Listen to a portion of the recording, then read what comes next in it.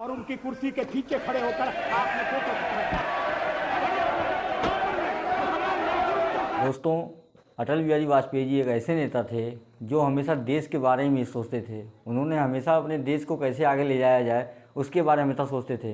वो चाहते थे कोई भी सरकार बने बस देश को आगे ले जाए, गरीबी को दूर करे। भारतीय जनता पार्टी के सहयोग के कारण अगर वोट जाते हैं, मैं समझ सकता हूं कि हर राजनीतिक दल को वोटों की चिंता करनी है, मगर ये वोटों का खेल किस सीमा तक जाएगा, किस हद तक जाएगा? क्या इसके सामने देश हितों की उपेक्षा कर दी जाएगी? हम माइनॉरिटीज की बात करते हैं कि उन्हें पूरा संरक्षण मिलना चाहिए, बराबर का अवसर मिलना चाहिए, अधिकार होना चाहिए, तो हमें कहा जाता है कि हम जो कुछ कहते हैं उस पर आचरण नहीं करते। आखिर सदन में बातचीत हो सकती है, चर्चा हो सकती है। जिन प्रदेशों में हमारी सरकारें मिली है, बनी है, वहां आचरण हो सकता है। और आप हमें केंद्र में समय देकर देखो और हम सारी बातें अमल में लाकर दिखा देंगे। मगर ये मेरी समझ में नहीं आया कि जो सबसे बड़ी माइनॉरिटी है उसकी तो चिंता है, मगर जो 2% है, अभी बरनाला जी का दर्द आपने सुना, उसकी पीड़ा नहीं। अध्यक्ष महोदय, मुझे वो दिन याद है, दिल्ली में दंगों के बाद और सिख भाइयों के कत्लेआम के बाद मेरा भी भाजपा का एक कार्यकर्ता मुझसे रात के अंधेरे में मिलने के लिए आया। मैं उसको पहचान नहीं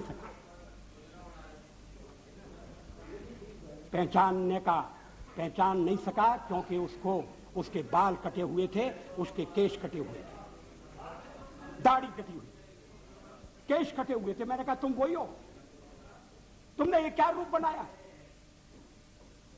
रात में क्यों आए हो? चुप कर क्यों आए हो? चोरी छिपे क्यों आए हो? कहा मैं दिन में आपके पास नहीं आ सकता, मैं केश धारण करके बाहर नहीं निकल सकता, इसलिए मैंने केशों की बलि चढ़ा दी है। मैंने दाढ़ी से भी मुक्ति मांग ली है और मैं रात को आया हूं आपके पास अपना दुखड़ा रोने के लिए, अपनी व्यथा रोने के लिए। उस समय हमने दिल्ली के सिखों की वकालत की थी, चुनाव में हमें घाटा हुआ। सिख विरोधी भावना भड़काकर कांग्रेस ने सत्ता हथियाई। हमने ऐसा पाप कभी नहीं किया।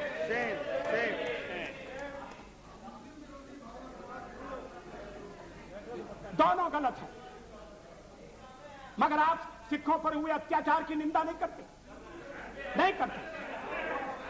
बिल्कुल करते हैं, नहीं 10 साल बहुत बार किए हैं, हाउस में किए हैं, कितने बार किए हैं? पार्लियामेंट में कब किया? हाउस में कभी सारे अपराधी पकड़े नहीं गए। Number of times we raise this issue. Why he is making such allegations? Mulayam ji,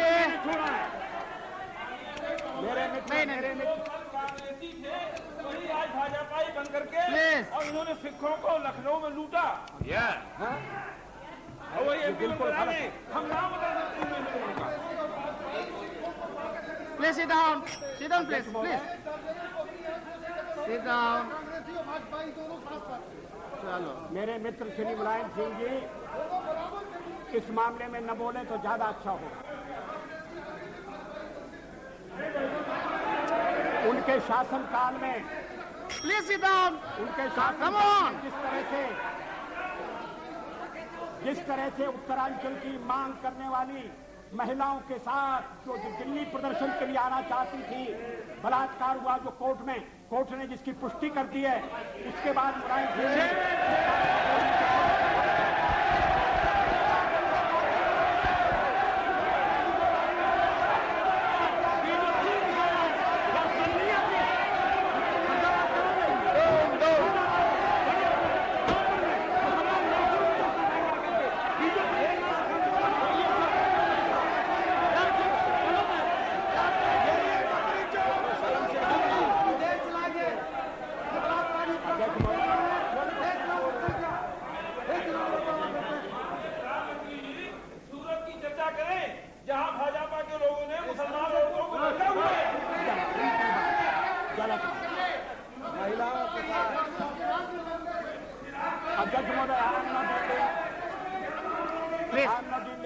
Please sit down. Please sit down. You have made it your point. Please. Please, no. Please sit down. No. ये सभी मित्र कल से लेकर आज तक बोलते रहे। अटल बिहारी वाजपेयी चाहे सत्ता में रहे चाहे सत्ता में ना रहें, उन्होंने हमेशा देश के बारे में सोचा। अगर विपक्ष कोई अच्छा काम कर रहा है देश को लेके, तब भी वो उसके साथ ही खड़े रहते थे। अब मेरी बारी आई है, तो ये मेरा मुंह बंद करना चाहते हैं, ये होने वाला नहीं है। और अगर संख्या बल के आधार पर ये करने का आप प्रयास करेंगे तो हमें सदन के बाहर ये विचारों की लड़ाई ले जाना पड़ेगी।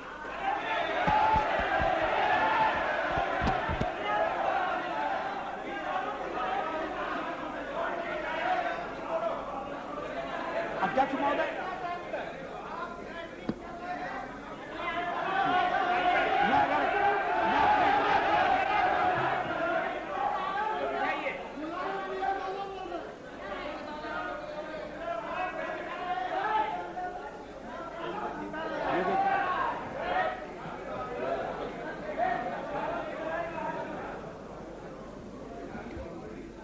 अध्यक्ष महोदय,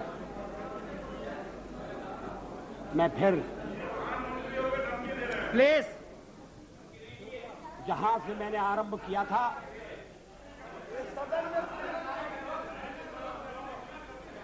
वहां अपने भाषण को ले जाना चाहता हूं।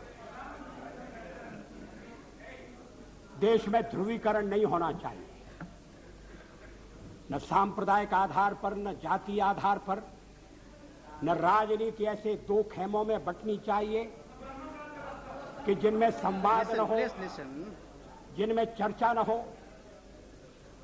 देश आज संकटों से घिरा है और ये संकट हमने पैदा नहीं किए।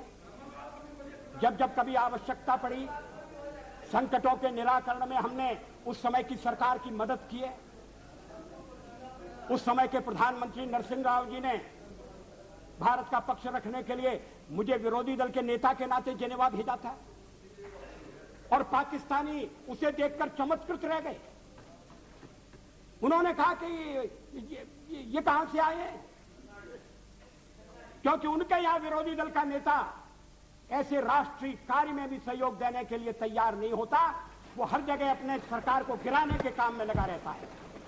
ये हमारी परंपरा नहीं है, ये हमारी प्रकृति नहीं है और मैं चाहता हूं ये परंपरा बनी रहे, ये प्रकृति बनी रहे। सत्ता का खेल तो चलेगा, सरकारें आएंगी जाएंगी, पार्टियां बनेगी बिगड़ेंगी, मगर ये देश रहना चाहिए, इस देश का लोकतंत्र अमर रहना चाहिए।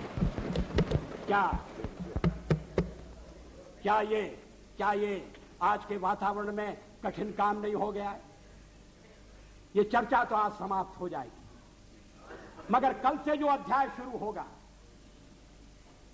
उस अध्याय पर थोड़ा गौर करने की जरूरत है। ये कटुता बढ़ना नहीं चाहिए।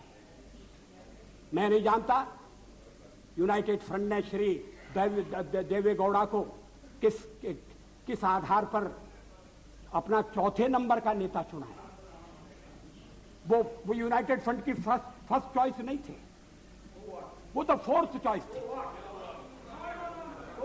मगर जो इनकी फोर्थ चॉइस थे अब वो देश की फर्स्ट चॉइस होने वाले हैं। मैं समझ सकता था नहीं, और उसका कारण ये है अध्यक्ष महोदय, मुझे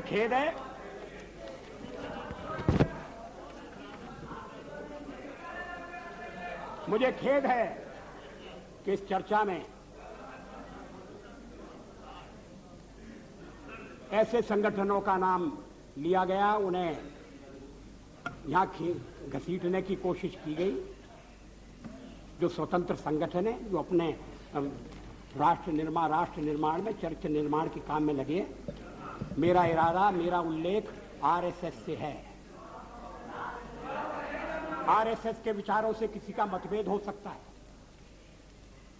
लेकिन आरएसएस पर जिस तरह के आरोप लगाए गए उन तरह के आरोपों की कोई आवश्यकता नहीं थी। और कांग्रेस पार्टी में और दलों में भी आरएसएस के रचनात्मक काम के लिए लोगों के दिलों में आदर है, सहयोग है। अगर वो दुखियों की बस्ती में जाकर काम करते हैं, अगर वो जाकर आदिवासी इलाकों में शिक्षा का प्रसार करते हैं तो इसके लिए उनका अभिनंदन होना चाहिए, इसलिए उनको पूरा सहयोग दिया जाना चाहिए। अध्यक्ष महोदय, और यूनाइटेड फ्रंट में भी आप जिन्हें नेता बनाने जा रहे हैं श्री देवेगौड़ा जी, वो भी आरएसएस की अच्छाइयों से परिचित हैं और आरएसएस की प्रशंसा कर चुके हैं। वीडियो पसंद आया तो वीडियो को लाइक करें, चैनल को सब्सक्राइब करें। तब तक के लिए जय श्री राम।